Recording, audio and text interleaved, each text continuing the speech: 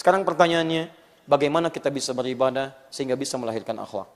Tidak ada cara lain kecuali mengeluarkan tuntunan dari Al-Quran dan petunjuk Nabi SAW. Kenapa Al-Quran? Karena Allah yang memerintahkan kita untuk ibadah.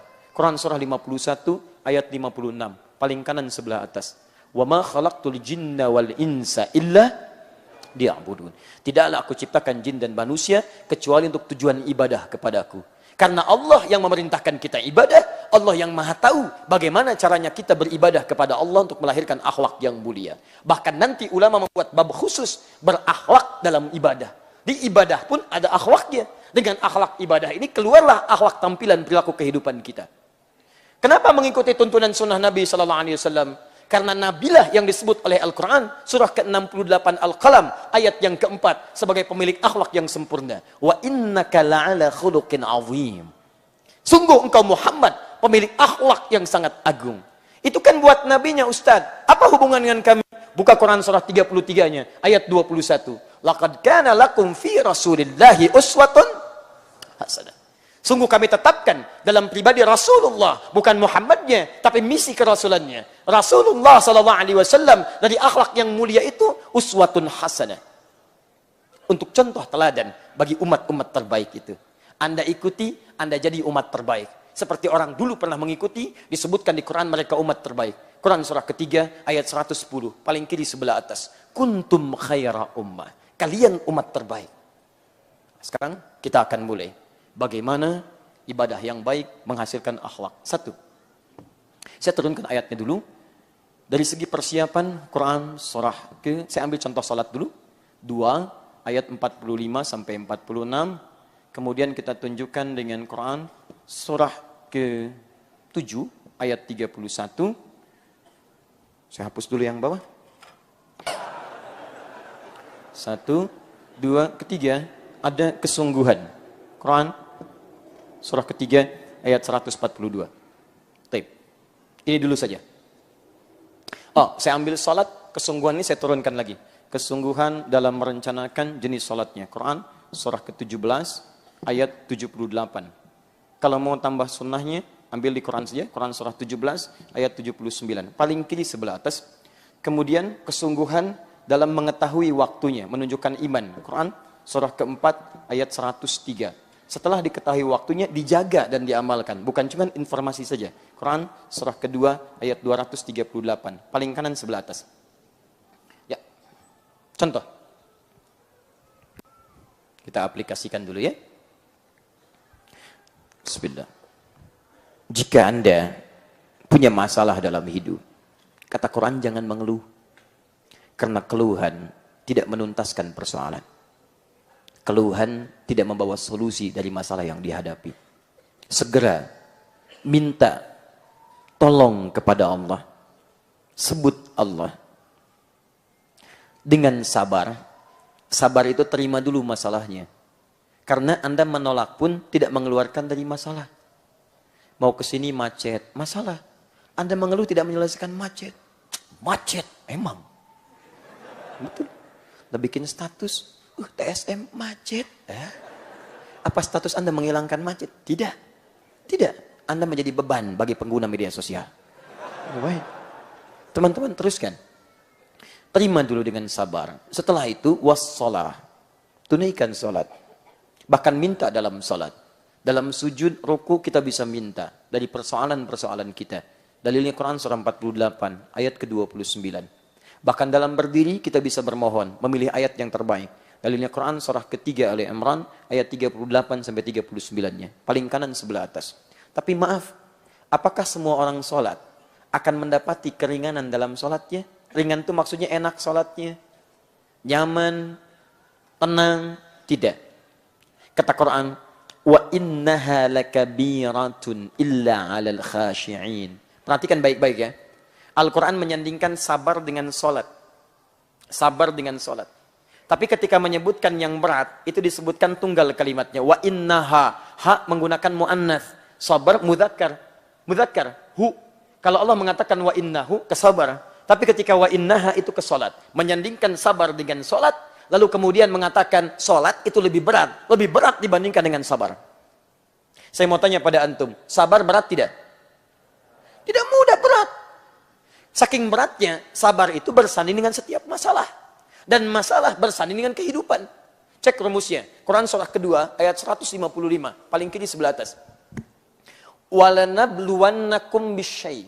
Dan setiap yang hidup, kami akan uji dengan berbagai persoalan kehidupan. Masalah ini kami ujikan, bukan ingin menjadikan kehidupan bermasalah. Tapi supaya kualitas hidupnya meningkat lebih baik. Karena setiap ujian datang, maka peningkatan akan terjadi. Anak SD kalau ingin lulus, ujian. SMP ingin meningkat, ujian. SMA ingin naik ke kampus, ujian. Dengan ujian itu terukur kualitas pendidikan yang dia kemudian dapati. Sama, kalau yang standar saja begitu, apalagi yang kompleks, pasti ada ujian. Jadi setiap antum hidup, akan punya masalah. Tidak ada orang hidup gak punya masalah. Sama, jangan dikira Ustadz gak punya masalah. Masalah Ustadz lebih banyak dari masalah antum. Tuh, masalah antum Ustadz pikirin juga. Ada. Ini gak usah mengeluh. Ingat baik-baik ya. Hidup berbanding lurus dengan masalah. Artinya kalau ada orang tidak ingin punya masalah, dia tidak ingin hidup. Nah, solusinya, masalah ini hanya akan selesai dengan sabar. Lihat ujung ayatnya. Minal khawfi wal ju'i wa naqsi minal amwali wal anfusi wa thamarat. Jenis masalahnya ada yang khawatir. Ya, mulai gelisah. Ini Ustadz sampai jam berapa ceramahnya? Saya belum makan. Ju', lapar. Wa naqsi minal amwal. Mau beli tapi uang gak ada, habis. Mau minjem gak enak, mau minta juga sulit. Wa thamarat. Ya, maaf. Dari mulai sakit anfus, sakit sampai meninggal dunia. Wa thamarat. Hasil kerja keras dilampas oleh orang lain. Thamarat di situ jangan diartikan dengan buah. Diterjemahkan, diartikan dengan buah-buahan di terjemahan. Kami kira itu kurang tepat. Kalau ujian hanya untuk tukang buah, tukang boneka nggak punya ujian. Tukang jus nggak ada ujian. Di situ, itu kata kiasan, majaz. Pakai kinayah rumusnya dalam balaghah. Antum kalau nanam sesuatu, benih, dirawat, tumbuh, yang ingin dipetik apanya? Buahnya. Antum tanam modal, ikut tender, itu benihnya. Begitu sukses, dirampas oleh orang lain. Proyek antum diambil orang. Hati kerja keras antum diambil orang lain. Antum yang ngintip-ngintip, yang lamar pemuda lain. Tuh. Ini. Sabar. Antum menuliskan namanya di hati antum, dia di buku nikah. Antum kalah cepat. Sabar. Tuh. Silakan cek. Kesabaran ini terbawa. Lahir sabar. Mama, belum datang mama, sabar. Tuh, baru lahir sudah sabar. Silakan cek ibu-ibu tuh. Begitu akan memberikan asinya, anaknya menangis. Sabar ya nak. Kecil sudah disuruh sabar. Cek. Tuh. Mama kapan ke Bandung lagi? Sabar ya nak. Tumbuh dewasa, sabar. Masuk sekolah, sabar. Ma, mana makanannya? Sabar pak. Batuk. Tuh, batuk. Sabar. Di rumah tangga, dapat. Bos marah-marah, sabar. Kenapa proyek belum jalan? Sabar. Dan hebatnya, jangankan dalam hal yang baik. Yang tidak baik pun, kadang-kadang kata sabar muncul. Mau nyuri motor, 2 orang. Satu pimpinannya, yang 2 anak buahnya. Anak buah mulai beraksi, baru tuh. Bos, susah bos. Sabar, terusin. Sabar. Itu biasa. Tuh, lihat. Ada terus. Jadi, memang kuncinya cuma ini, dalam yang baik. Yang tidak baik, kita tinggalkan. Kuncinya ini, sabar mengatasi masalah. Artinya apa? Hidup berbanding lurus dengan masalah. Masalah berbanding lurus dengan kesabaran. Saking beratnya sabar, dibawa seumur hidup. Jadi tidak ada batas dalam sabar sepanjang kita hidup. Orang yang tidak ingin sabar, itu artinya dia cepat ingin mengakhiri kehidupan. Mama, hilang batas kesabaran papa ya. Papa mau meninggal. Berat. Tidak mudah. Tidak mudah teman-teman sekalian. Tapi kata Allah, salat lebih sulit dibandingkan dengan sabar. Lebih berat. Sabar itu bisa membuat kita masih bisa fokus. Ingat. Tapi salat lebih sulit daripada sabar. Karena kata Nabi di Abu Daud nomor hadis 666. Bahkan salat itu ibadah yang paling unik. Ketika dikerjakan. Bisa membuat yang ingat lupa, yang lupa ingat. Cek. Sabar masih ingat. Fokus. Salat lebih dahsyat. Allahu Akbar. Masya Allah, tadi kunci mobil di mana ya? Kunci mobil. Padahal sebelum salat tidak ingat. Ujung hadisnya belum selesai. Hatta la yash'ural musalli kam rak'atan yusalli. Sampai-sampai ada orang salat tidak sadar berapa rakaat sedang menunaikan salatnya. Tuh, sudah ngangguk, ngaku, macam-macam ada. Berat, tidak mudah.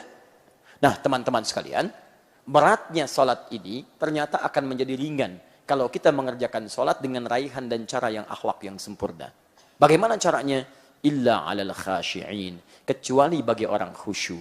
Siapa orang khusyuk ini? Ini poinnya. Bukan pada kalimat khusyuknya kita fokus, tapi pada cara menunaikan ibadahnya. Dan khusyuk itulah nanti yang melahirkan akhlak dalam kehidupan. Jadi saya tunjukkan pada antum bagaimana sahabat baru takbir saja sudah tampil akhlak mulianya. Baru takbir. Apa itu khusyuk? Salat yang khusyuk adalah salat yang kemudian nanti melahirkan akhlak yang sempurna. Bagaimana bisa khusyuk? Satu. Teruskan ayatnya, ayat ke-46-nya. Alladzina yadhunnuna annahum mulaqu rabbihim. Satu. Khusyuk itu bisa dilatih dengan menghadirkan perasaan sebelum salat. Ingat, kalimatnya mudhari'. Mudhari' itu artinya akan, sedang, atau nanti. Jadi kalau kita artikan ini, orang salat yang salatnya bagus, yang melatih ibadah untuk khusyuk itu, maka akan terlihat persiapannya pra-salat. Sebelum salat, dia sudah punya persiapan. Apa persiapannya? Dia merasa mempersiapkan diri akan menghadap kepada Rabbnya. Yadhunnuna annahum mulaqu rabbihim. Dia sadar, saya salat akan menghadap Allah. Ya. Sekarang hari Sabtu malam Ahad. Besok hari Ahad. Biasanya suka ada undangan. Undangan pernikahan. Pernikahan itu jarang ada yang menikah ngundang sehari 5 kali. Jarang. Bahkan satu orang paling-paling maksimal 4 kali dalam hidupnya dia. Dengan 4 misalnya yang berbeda selama masih hidup keseluruhannya. Itu pun kalau terpenuhi syaratnya. Jangan khawatir yang di atas ya. Saya tidak apa-apa. Fokus dulu. Lihat sini baik-baik. Undangan manusia besok terjadi. Masya Allah. Jam berapa Pak undangan pernikahannya? Jam 9. Kayaknya macet Pak ke sana, kita berangkat pagi-pagi jam 7. Jam 7 sudah disiapkan. Pakai apa mah pakaiannya? Ini mama sudah setrika. Batik yang mana? Yang baru, yang kemarin bahannya Pak. Batik baru. Antum bayangkan, undangan manusia yang mengundang antum pada saat itu. Undangan tidak lama, Masya Allah. Mohon maaf ya, mohon maaf sebesar-besarnya. Saat antum diundang, kadang-kadang tidak memberikan maslahat dalam kehidupan antum. Yang ada paling prasmanan, itu pun sekali. Nambah susah. Cek, silakan cek, datang. Tapi persiapan Anda direncanakan sebelumnya. Tanggalnya mulai dicari-cari, mulai dibulati di kalendernya. Yang paling hebat pakaian disiapkan, jahit dulu, sepatunya baru dan sebagainya. Dan berangkat dengan penuh kedamaian, tentram. Undangan manusia. Yang saat antum diundang, bukan aib, bukan. Ini hanya ilustrasi saja. Kadang-kadang tidak memberikan solusi untuk Anda. Tidak memberikan kebutuhan untuk Anda. Salah belum tentu termaafkan, dosa belum tentu terampuni, dan sebagainya. Sekarang bandingkan. Ketika Anda diundang oleh Allah Subhanahu wa Ta'ala, yang menciptakan Anda, yang memaafkan kesalahan Anda, yang mengampuni dosa Anda, yang memberikan segala kebutuhan Anda, yang menyembuhkan penyakit Anda, yang memberikan ketenangan dalam jiwa Anda, yang memberikan kedamaian dalam setiap titian langkah Anda. Kenapa persiapan Anda begitu berbeda? Makanya orang yang nanti punya akhlak dalam ibadahnya, itu akan punya akhlak ketika beribadah kepada Rabbnya. Ciri pertamanya, persiapan dia, Quran surah 7 ayat 31. Perhatikan baik-baik. Ya bani Adam, khudhu zinatakum 'inda kulli masjid. Hei anak cucu Adam, kalau ada panggilan dari masjid, kenakan pakaian terbaikmu. Kenakan pakaian terbaikmu. Kenapa saya beri contoh salat? Karena semua nabi dan rasul sampai ke Nabi Muhammad SAW salat. Salat. Nabi Isa salat. Quran surah ke-19 ayat 31 sampai 33. Paling kanan silahkan cek di pertengahan. Nabi Ismail bahkan salat sebelumnya. Quran surah 19 ayat 55. Paling kiri di pertengahan. Nabi Musa salat. Quran surah 20 ayat yang ke-14 ya. Nabi salat. Nabi salat. Zakaria salat alaihi salam. Quran surah ketiga ayat ke-38 sampai 39-nya. Paling kanan sebelah atas. Salat. Nabi Muhammad salat sallallahu alaihi wasallam. Jelas semua ayatnya menunjukkan kepada kita. Turunnya Quran surah ke-17 ayat 78. Aqimis salata liduluki syamsi ila ghasaqil laili wa Qur'an al-fajr. Teman-teman sekalian, fokus. Tapi Anda mesti tahu bagaimana cara mereka salat sampai melahirkan hasil yang maksimal itu. Satu, setiap ada panggilan dari masjid. Nggak ada panggilan dari masjid yang muncul kecuali adzan. Silahkan. Pengumuman itu bukan panggilan, informasi. Assalamualaikum warahmatullahi wabarakatuh. Bapak Ibu sekalian disampaikan bahwa ada warga kita meninggal dunia, informasi. Tapi panggilan cuma satu, bahasanya nida. Jumat kemarin panggilannya nida. Quran surah ke-62 ayat 9, paling kiri sebelah atas. Dari masjid, ya ayyuhalladzina amanu idza nudiya li sholati min yaumil jum'ah. Adzan 5 kali dalam sehari. Panggilan Allah. Allahu Akbar, panggilan. Dan hebatnya, ketika adzan, kenapa kalimatnya menggunakan kata adzan? Apa artinya adzan? Kalau tidak tahu, katakan. Itu gampang. Baik, apa artinya adzan? Adzan. Ada yang mengatakan seakar dengan kata udhun. Bukan cuma panggilan. Udhun artinya telinga. Jamaknya adzan. Kenapa disebut dengan adzan? Karena panggilan ini akan selalu sampai pada orang yang masih punya pendengaran di telinganya. Terdengar. Dan hebatnya, ada penelitian kecil-kecilan menunjukkan hanya lafaz adzan yang tidak berhenti di muka bumi dalam 24 jam. Mesir adzan, selesai Mesir adzan, Libya adzan, selesai Libya Tunisia adzan, Tunisia selesai adzan, Maroko adzan, Maroko selesai Aljazair adzan, nyebrang sedikit ke Prancis, Spanyol, kemudian Italia. Silahkan cek, Bandung sekitarannya, ini adzan, geser sedikit sana adzan, geser sedikit sana adzan, geser sedikit sana adzan, 24 jam berputar. Diingatkan kita, ketika ada panggilan dari masjid, kenakan pakaian terbaikmu. Silahkan cek antum, dari sekian sholat yang pernah antum tunaikan, berapa pakaian terbaik yang pernah antum siapkan? Kita mesti malu teman-teman, cek besok ya, cek besok. Maaf ya, ini keyakinan kita dalam Islam. Dan ini istilahnya istilah lembut. Jadi jangan marah kalau disebut dengan istilah ini. Misal, musyrik. Orang mau musyrik aja, pakaiannya bagus-bagus. Cek besok tuh. Mau musyrik, oh ada yang pakai jas.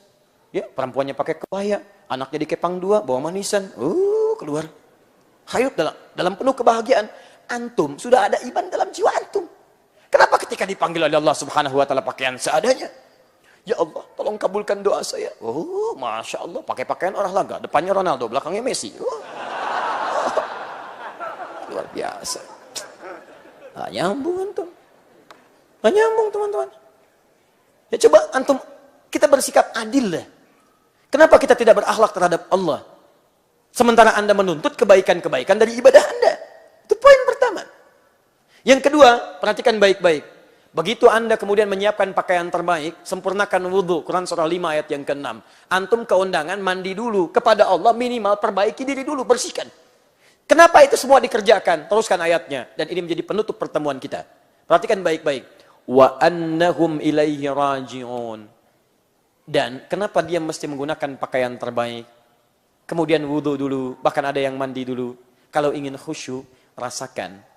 Mungkin saat itulah kemudian menjadi salat terakhir dalam kehidupan Anda. Ini sudah semakin malam.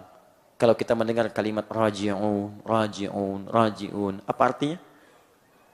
Inna lillahi wa inna ilaihi raji'un. Salat bersanding dengan sabar. Dua-duanya bersanding dengan kalimat raji'un. Quran surah kedua ayat 156. Orang sabar kaitannya dengan raji'un. Alladzina idza asabathum musibah qalu inna lillahi wa inna ilaihi raji'un. Teman-teman sekalian, kenapa antum kenakan pakaian terbaik? Wudu dengan baik. Kalau antum ingin khusyuk kata Allah, coba rasakan, barangkali itu sholat terakhir antum. Tidak ada yang paling indah kecuali diwafatkan dalam keadaan sujud. Indah. Masya Allah. Hidup, sholat, taubat. Bukankah saat wudu kita taubat dulu? Silahkan cek. Antum kalau selesai wudu, doanya apa? Asyhadu an la ilaha illallah, asyhadu anna Muhammadar Rasulullah. Kemudian Allahumma ja'alni minat tawwabin. Coba kadang-kadang antum renungkan tuh, dibaca tiap hari, coba paham gak artinya? Ya Allah, setelah syahadat, mohon jadikan aku orang tobat. Allahumma ja'alni minat tawwabin. Anda baru wudu, kok doanya doa tobat? Ternyata saat wudu itu rahasianya di hadis Muslim.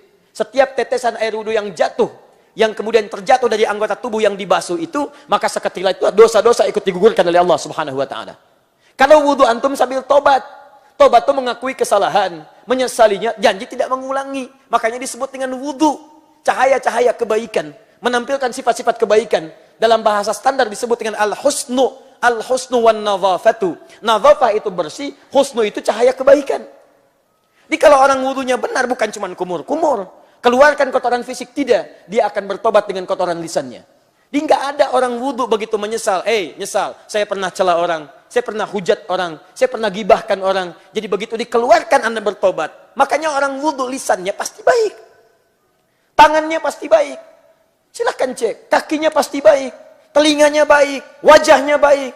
Kenapa kita mesti berwudu sebelum sholat? Kita tobat. Karena jangan-jangan sholat itu akan mengakhiri kehidupan kita, dan dengan sujud itu menjadi sujud terakhir dalam kehidupan kita. Tidak ada yang paling indah kecuali dipanggil dalam keadaan sudah selesai tobat kita, dosa kita sudah selesai, dan sujud dalam keadaan yang sangat indah. Begitu sujud, ya ayyatuhan nafsul mutmainnah. Indah. Antum ingin meninggal dalam keadaan sujud? Nanti tahajud ya, malam insya Allah. Itu pun kalau meninggal. Betul. Kalau tidak, nggak bisa. Karena kita nggak bisa milih, Pak. Bisa antum duluan, saya belakangan. Bisa ditukar, saya belakangan, antum duluan. Bisa. Bisa. Ustaz, nggak adil itu. Salah. Bisa, saya duluan setelah antum. Bisa. Semua bisa terjadi. Bisa. Nah, jadi poinnya teman-teman sekalian, coba kita usahakan tuh. Rasakan ini akan akhlak terhadap Allah. Siapkan pakaian terbaik. Rasakan barangkali ini sujud bagian terakhir. Nikmat. Makanya perhatikan sahabat Abu Bakar. Begitu bertakbir saja. Kemudian memahami apa yang diungkapkannya. Dia takbir. Abu Dawud nomor hadis 857. Allahu Akbar. Mengatakan Allah yang maha besar. Lisannya mengucapkan Allahu Akbar. Fikirannya menerjemahkan Allah maha besar. Hatinya meresapi ya Rabb. Saya mengatakan Allahu Akbar setiap hari. Tapi kadang saya merasakan kebesaran dalam diri saya. Sombong dengan orang lain. Angkuh dengan teman. Merasa yang paling hebat dalam kalangan. Bersikap tidak bijak pada teman-teman. Merasa yang paling unggul dari sesamanya. Sementara tiap hari saya mengatakan Allahu Akbar. Bergetar tangannya begini. Setelah selesai sebagian sahabat bertanya, kenapa Anda sampai bergetar begitu? Kata beliau, saya takut ketika mengucapkan Allahu Akbar membawa secercah keakbaran, kebesaran dalam takbir saya. Mertua Nabi. Pejuang bersama Nabi. Hidupnya menemani Nabi. Dipilih hijrah ke Madinah bersama Nabi. Wafatnya di samping Nabi. Surganya sesurga dengan Nabi. Begitu takbir Allahu Akbar, merasa dipersaksikan oleh Allah, takut wafat di hadapan Allah, bergetar tangannya karena takut membawa kesombongan dalam dirinya. Bergetar. Antum sahabat? Bukan. Mertua Nabi? Bukan. Hidup tidak bersama Nabi. Dikuburkan, mau maksa sampai kiamat kurang 2 hari, nggak akan pernah di samping Nabi. Teman-teman, di surga bahkan belum jelas surga yang mana. Coba cek, sejauh mana kemudian usaha kita untuk khusyuk. Walaupun kadang-kadang mirip dengan Abu Bakar, sholat di luar subuh-subuh. Mutar juga. Sudah, ya. Nah, saya mau tutup pelan-pelan, saya mau akhiri. Kalau sudah tahu caranya begini sholat, siapkan pakaian terbaik, kemudian siapkan bagikan sholat yang terakhir, baru antum keluarkan jenis-jenis sholatnya plus waktunya. Ya, ini lihat, waktu sholat bagian dari tanda iman. Quran surah 4 ayat 103. Inna sholata kanat 'alal mu'minina kitaban mauquta. Bahasa singkatnya, orang beriman itu pasti tahu waktu sholat. Itu paling singkatnya. Jadi kalau antum belum hafal waktu sholat, belum tahu, berarti ada iman kita yang harus ditingkatkan kepada Allah. Ayo besok subuh jam berapa? Gak usah lihat ke atas, sini. Asar jam berapa? Isya jam berapa? Alhamdulillah. Iman kita dipertaruhkan di situ, nilai kita. Jadi nanti kalau sudah semakin kita semangat sholat, hafal kemudian waktunya, bersiap-siap menunaikannya, akan lahir kenikmatan itu. Apa diantara kenikmatannya? Dulu tertinggal sholat fardu biasa-biasa, sekarang ketinggalan sunnah sudah gelisah. Semua yang sunnah, antum kejar-kejar. Itu kenikmatannya. Kalau sudah dekat dengan Allah, maka apa dampaknya? Lahirlah kemudian akhlak dengan makhluk. Contoh, maaf, sholat dibuka dengan kalimat iman. Maka kalau sholatnya sudah bagus, artinya imannya menguat. Kalau iman sudah kuat, akhlaknya juga akan kuat. Karena itu semua perilaku orang beriman, semua tubuhnya dibuka dengan kalimat iman. Contoh, maaf, hubungan dengan Allah sudah bagus, dilatih lewat sholat. Maka dia akan memastikan semua tindakannya disukai oleh Allah Subhanahu Wa Taala. Maka dia tidak akan pernah melihat yang tidak disukai oleh Allah. Hasil latihan dari sholatnya. Sudah dekat dengan Allah. Dia tidak akan bicara yang tidak disukai oleh Allah. Dia tidak akan menyentuh yang tidak disukai oleh Allah. Sampai dia tidak akan melangkah pada apa yang tidak diridhai oleh Allah. Karena itulah ketika Allah membuka kalimat salat dengan iman, alladzina yu'minuna bil ghaib wa yuqimunas shalah. Waktunya dibuka dengan iman, inna salata kanat 'alal mu'minina kitaban mauquta. Iman, iman, iman. Ketika jadi akhlak, imannya disebutkan duluan, baru tubuhnya. Mata, Quran surah ke-24, ayat 30 untuk laki-laki, 31 untuk perempuan. Kullil mu'minina yaghuddu min absarihim. Katakan pada pria-pria beriman, matanya hanya boleh lihat yang baik-baik. Orang salat, maka matanya tidak akan dipaksa melihat maksiat. Mustahil. Perempuan begitu, ayat 31-nya. Wa kullil mu'minati yaghuddna min absarihinna. Katakan pada perempuan-perempuan beriman, matanya pun palingkan dari yang tidak baik. Karena Anda merasa dekat dengan Allah, maka Allah tidak akan ridha mata Anda diarahkan pada yang Allah tidak sukai. Maka Allah bimbing mata Anda melihat yang baik-baik saja. Mulai berpindah. Pak, televisi sudah nggak bagus, Pak. Ganti channel. Bisa berubah. Bisa berubah. Begitu jalan, tadinya semua dilihat, sekarang tidak. Papa, hati-hati, itu nggak boleh dilihat. Iya, mah. Alhamdulillah. Masya Allah. Yang tadi berkah mah sekali lihat. Maaf. Masya Allah. Sudah, Pak, cukup, jangan bercanda. Ya, mah, insya Allah. Besok kesini lagi ya. Masya Allah. Nawar. Quran. Bertahap lagi. Mulut, iman dulu. Quran surah 49, ayat 11 sampai 12. Ya ayyuhalladzina amanu, iman. La yaskhar qaumin qaum, jangan saling cela. Jangan saling cela. Awas, jangan-jangan yang dicela kata Quran lebih baik daripada yang mencela. Tuh, antum tuh.